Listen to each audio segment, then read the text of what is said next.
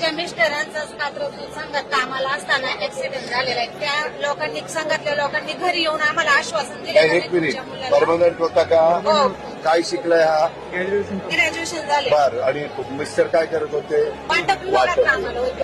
स्वप्नील, मी आता जे काम सांगतो ते कुठल्याही परिस्थितीत झालं पाहिजे.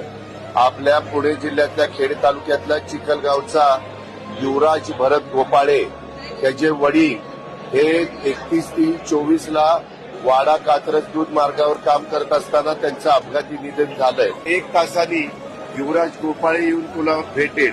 त्याला करून घे लगेचच. ओके, मी तुला नोकरी आज देतो.